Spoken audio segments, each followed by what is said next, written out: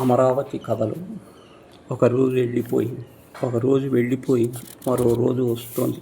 వెళ్ళిపోయిన రోజుల గురించి ఆలోచిస్తుంటే వచ్చిన రోజు కూడా వెళ్ళిపోతుంది. ఇలా వచ్చి వెళ్ళిపోయే రోజుల్లో ఒక రోజున పిచ్చయ్య గారు వెళ్ళిపోయారు. చాలామంది వెళ్ళిపోయారు. ఈ లోకంలో పిచ్చయ్య గారు వెళ్ళిపోవటం ఒక విశేషం కాదు. పైగా ఆయన కవి, గాయకుడు. ఇలాంటివేమీ కాదు. జీవితంలో ఏదన్నా బాధించలేనిది సాధించుకుందామా, అది లేదు. ఉదయం ఆయన వీధి అరుగున రాగానే పిచ్చయ్య గారి భార్య సీతమ్మ గారు కుంభకోణం చెంబుతో నీళ్లు కచ్చిగా తాటాకు పెట్టేది. మొహం కడిగి అటునుంచి అటే కృష్ణకి బయలుదేరారు. చలి అయ్యేది, వర్షం అయ్యేది. అంగోస్త్రం నడుంకి బిగించి కృష్ణలో దూకాల్సింది. గుండెల్లోతు నీళ్లలో ఉంచుని సంధ్యావందనం ముగించుకొని చెంబుతో కృష్ణోదకం తీసుకుని గుడికి బయలుదేరాడు. దోవలు, వీధుల గుండా చిన్నపిల్లలు కూర్చొని కబుర్లు చెప్పుకుంటూ చల్లటి కృష్ణ నీళ్లు వాళ్ళ మీద చిలకరించేవాడు. పిచ్చయ్య గారు సమయానికి అర్చకులు అమరేశ్వరికి అభిషేకం చేసి సిద్ధంగా ఉండేవారు. స్వయంగా తెచ్చుకున్న కృష్ణోదకము స్వామి అభిషేకం చేసుకొని ప్రతిపూట పూజ చేసేవాడు.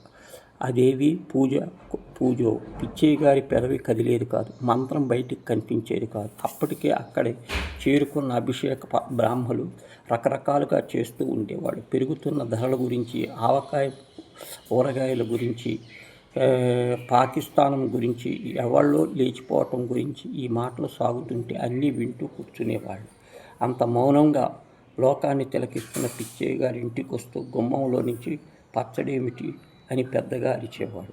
దొడ్లో నుంచి సీతమ్మ గారు దోసకాయ పచ్చడి బద్దలతో లేదా చింత చిగురు పచ్చడు అంటే కారం జాగ్రత్తగా అనేవాడు.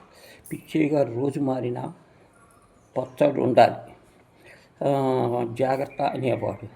అందులో కారం దివ్యగా ఉండాలి, లేకపోతే చిరాకు పడేవాడు. భోజనానంతరము ఒక్క పలుకు వేసుకొని పిచ్చయ్య గారు సులభంగా వాళ్ళగా సీతమ్మ గారు కాళ్ళకట్టను చేరి పాదాలకు ఆముదం రాసేది. పిచ్చయ్య గారు నిద్రపోతే అంతకుముందు పట్టి మీద తలదాన్ని ఆవిడ నిద్రపోయేది.